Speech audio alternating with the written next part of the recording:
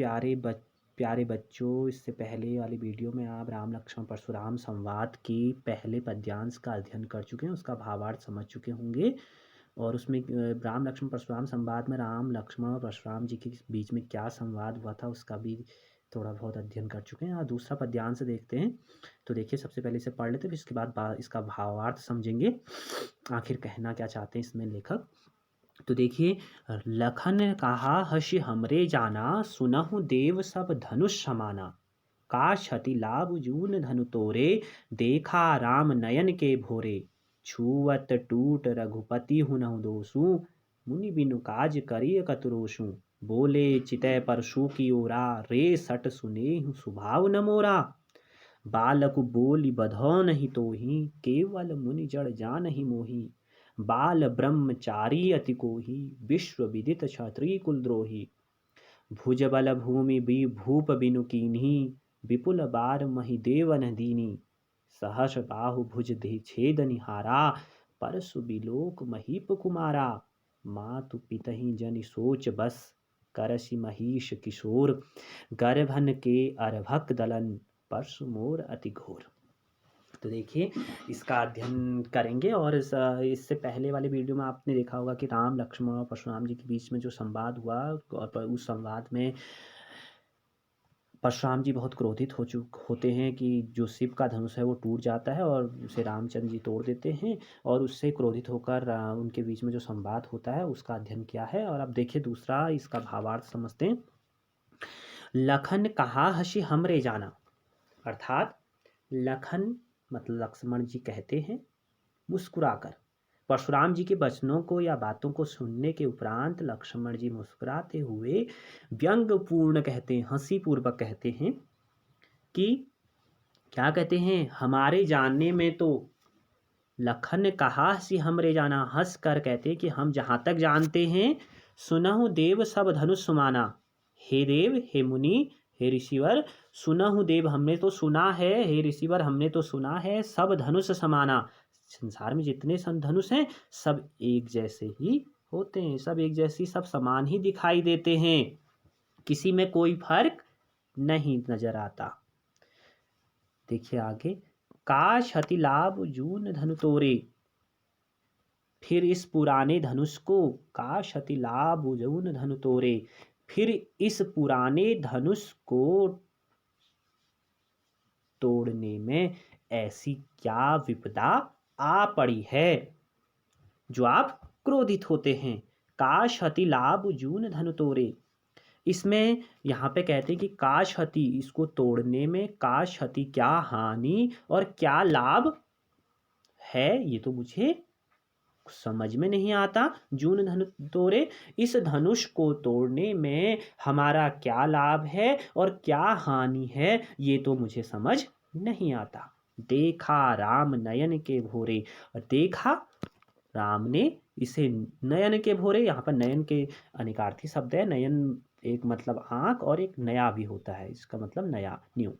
तो राम देखा राम नयन के भोरे, राम ने इसे अपनी आंखों से नया नया देखा और क्या किया, तोड़ डाला। छुअत टूट रघुपति ही नो दोषु, ये तो क्या है, लक्ष्मण जी कहते हैं कि छुअत टूट रघुपति नो दोषु, राम ने अपनी आंखों से इसे नया नया देखा और क्या हुआ, छुअत, उनके छूते ही, रघुपति ही नो दोषु, यह टूट गया। छुअत टूट, राम के छूते ही, रघुपति के छूते ही यह टूट गया, इसमें उनका कोई भी दोष नहीं है।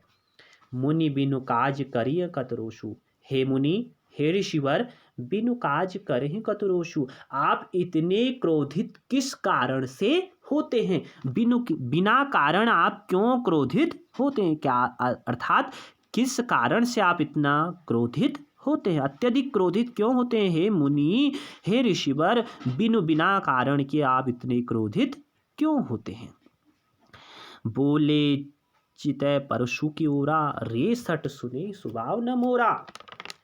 लक्ष्मण जी की इन बातों को सुनकर, परशुराम जी लक्ष्मण की इन व्यंग्यपूर्ण बातों को सुनकर, व्यंग से भरी बातों को सुनकर और भी ज़्यादा क्रोधित हो जाते हैं और क्या कहते हैं, बोले चितै परशु की ओरा, वो अपने फर्श बोलते हैं चितय देखते हुए परशु की ओर अपने परशु मतलब अपने कुल्हाड़ी की ओर देखते हुए क्या कहते हैं, रे सट सुने स्वभाव न मोरा। अरे मूर्ख, रे शठ मतलब मूर्ख होता है, सुने मतलब सुनता नहीं, तूने मेरे स्वभाव के बारे में, स्वभाव मतलब व्यवहार या व्यक्तित्व के बारे में नहीं सुना है। अ, अपनी कुल्हा परशुराम जी लक्ष्मण की व्यंग्यपूर्ण बातों से क्रोधित होकर अपनी कुल्हाड़ी की ओर देखकर बोलते हैं कि अरे मूर्ख, हे लक्ष्मण मूर्ख, तुझे मेरे स्वभाव के बारे में नहीं पता, अर्थात तूने मेरे स्वभाव के बारे में नहीं सुना है, मेरे व्यक्तित्व के बारे में नहीं सुना है। बालक बोली बोधो नहीं तो ही, अर्थात क्या है, बालक बोली बधो नहीं तो हूँ, मैं तो तुझे क्या है अभी बालक समझकर तुझे क्षमा कर दे रहा हूँ। बालक बोली बधो नहीं तो हूँ, मैं तुझे बालक समझकर तेरा वध नहीं कर रहा हूँ, बधो नहीं तो ही, तुझे बालक समझकर माफ कर देता हूँ। क्यों, केवल मुनि जड़ जान ही मोही, क्या तू मुझे एक साधारण मुनि न समझ बैठ, केवल मुनि जा, क्या है, देखिए इस लाइन को दोबारा देखिए, बालक बोली बधो नहीं तो हूँ, मैं तुझे बालक, छोटा बालक समझकर तेरा वध नहीं कर रहा हूँ, तुझे क्षमा कर रहा हूँ। केवल मुनि जड़ जान ही मोही, केवल मुनि जड़ मतलब मुनि समाज ही मेरे बारे में जानता है, तू मेरे बारे में नहीं जानता, अर्थात मेरे बारे में पूरा मुनि समाज मेरे बारे में जानता है कि मेरा स्वभाव कैसा है। आगे देखिए, बाल ब्रह्मचारी अति कोहि विश्व विदित क्षत्रिय कुलद्रोही। बाल ब्रह्मचारी अति कोहि, मैं बाल ब्रह्मचारी, परशुराम जी लक्ष्मण को सुनाते हैं, बातें सुनाते हैं और कहते हैं कि मैं बाल ब्रह्मचारी अति कोहि, मैं बचपन से ही ब्रह्मचारी हूँ, और क्या है, अति क्रोही, मैं अति क्रोधित हूँ। सारा संसार में मुझे, सारे संसार के लोग जानते हैं, सारा मुनि समाज मुझे जानता है कि मैं बाल ब्रह्मचारी, मैं बचपन से ही ब्रह्मचारी हूँ और अत्यधिक क्रोध करने वाला हूँ। सारा संसार मेरे क्रोध को अच्छी तरह से जानता है। अति को ही मतलब अत्यधिक क्रोधित स्वभाव का मैं हूं और इसके बारे में सारा संसार जानता है।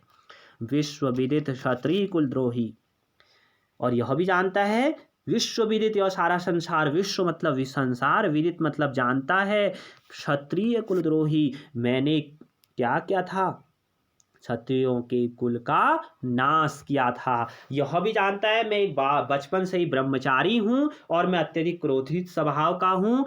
विश्व विदित मतलब सारा संसार मुझे जानता है कि मैंने क्या किया था, क्षत्रियों के कुल का नाश किया था। क्षत्रिय कुल द्रोही, मैंने क्षत्रियों के कुल का नाश किया था, अर्थात मैं क्या हूँ, क्षत्रियों का सबसे बड़ा शत्रु हूँ। भुजबल भूमि भूप बिनुकीनी, भुजबल मतलब अपनी भुजाओं के बल पर, भुज मतलब भुजाएं, बल मतलब ताकत, तो मैंने अपनी भुजाओं के बल पर भूमि मतलब इस धरती को, भूप मतलब राजाओं से, बिनु कीनी, इस धरती को मैंने अपनी भुजाओं के बल पर कितनी बार क्षत्रियों से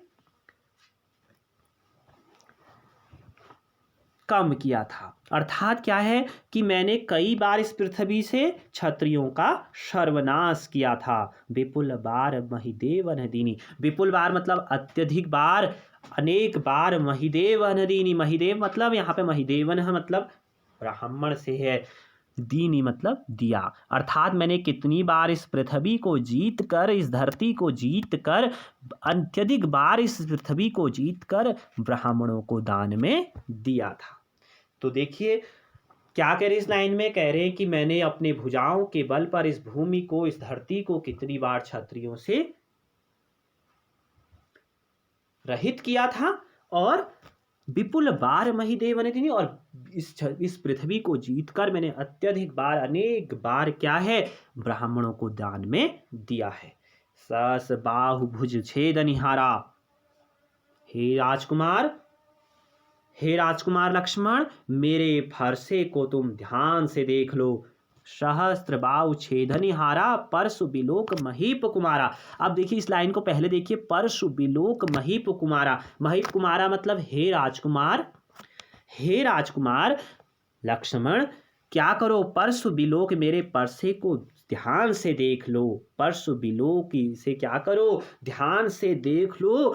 क्या, सहस्र भाव भुज छेदनिहारा, यह वही परसा है, यह वही कुल्हाड़ी है जिसने सहस्र भाव नाम क्या राक्षस का क्या किया था, छेदनिहारा, संहार किया था, उसे हराया था, उसे मारा था, संहार किया था, उसकी मृत्यु की थी। अर्थात हे बालक, हे राजकुमार बालक, हे महीप कुमार क्या करो, मेरे परसे को ध्यान से देख लो। यह वही परसा है जिसने, यह वही कुल्हाड़ी है जिसने सहस्त्रबाहु, अनेक बार सहस्त्रबाहु भुज छेदनिहारा, उस सहस्त्रबाहु का संहार किया था। मातु पितहि जनि सोच बस, करसि महिष किशोर, गर्भन के अर्भक दलन, परशु मोर अति घोर। हे राजकुमार, और क्या कह रहे हैं परशुराम जी, अत्यधिक क्रोधित हो चुके हैं और कहते हैं कि मातु पितहि जनि सोच बच, हे राजकुमार बालक, करसि महिष किशोर।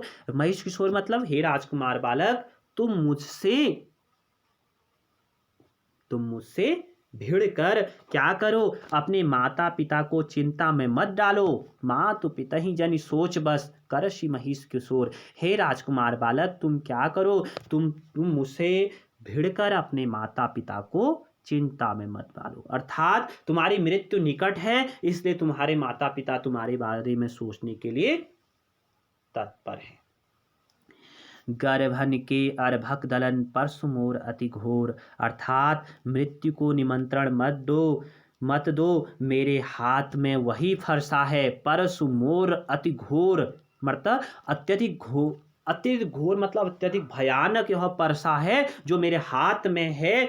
और क्या है, जिसकी गर्भन के अर्भक दलन, जिसकी गर्जना से, अर्भक दलन जिसकी गर्जना को सुनकर गर्भन मतलब गर्भ में पल रहे बच्चे का भी नाश हो जाता है। अर्भक दलन, उसका दलन मतलब उसका नाश हो जाता है।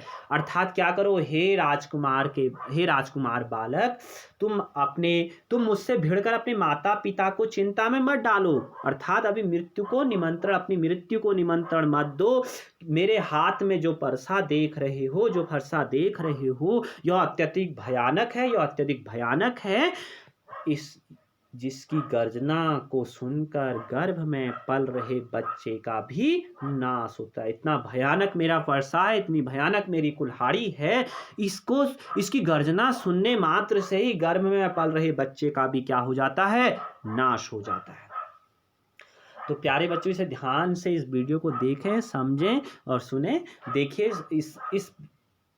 इस पद्यांश में तुलसीदास जी ने राम लक्ष्मण परशुराम जी के बीच जो संवाद हुआ है उसे दिया है कि धनुष के टूट जाने पर परशुराम जी अत्यधिक क्रोधित होते हैं। और इस पद्यांश में लक्ष्मण हंस कर अपनी बातों को कहते हैं, लेकिन परशुराम जी अत्यधिक क्रोधित हो जाते हैं और उनका प्रत्युत्तर देते हैं। तो ये था राम लक्ष्मण परशुराम संवाद का दूसरा पद्यांश। ध्यान से देखें बच्चों इसे। अगली जो वीडियो होगी उसमें आपको तीसरा, अगर समझ में न आए तो तुरंत मुझे कमेंट करें और बताएं। धन्यवाद।